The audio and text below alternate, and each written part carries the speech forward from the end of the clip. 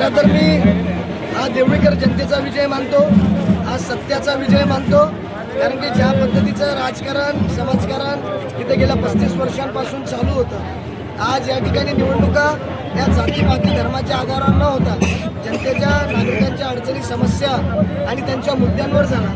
त्यामुळे मी जनतेचा फक्त सेवक आहे, एक त्यांचा कार्यकर्ता आहे. खऱ्या अर्थानं जर नगराध्यक्ष झालं असेल तरी या देवळी शहरातला सर्वसामान्य माणूस, या गावातला प्रत्येक माणूस नगराध्यक्ष झालेला आहे.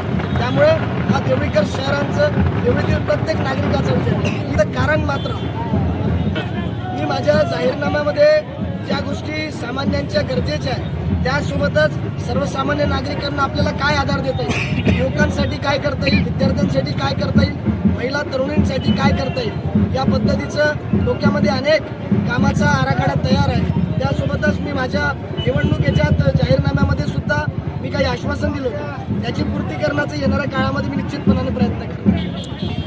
खरं तर मुख्यमंत्री या ठिकाणी येऊन गेले, परंतु ज्या पद्धतीचा मुख्यमंत्र्यांना आणि जिल्ह्याला खोटा विकास दाखवण्याचं जे काम केलं, तो त्यांचा विकासाचा बुरखा, खोट्या विकासाचा बुरखा फाडण्याचं काम या देवळीकर जनतेने केलं. खरं तर मी त्यांचं अभिनंदन करतो.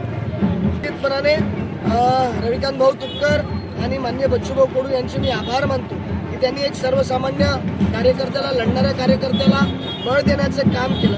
आपण बघितलं असेल की आमच्या मागं कुठली सत्ता नव्हती, पक्ष नव्हता, नेता नव्हता, परंतु बच्चूभाऊ कडू आणि रविकांत भाऊ तुपकर यांच्या रूपामध्ये या ठिकाणी आमच्यासारख्या जनसामान्यांसाठी लढणाऱ्या कार्यकर्त्याला बळ देण्यासाठी ते शेकडो किलोमीटरहून इथे आले आणि निश्चितपणे या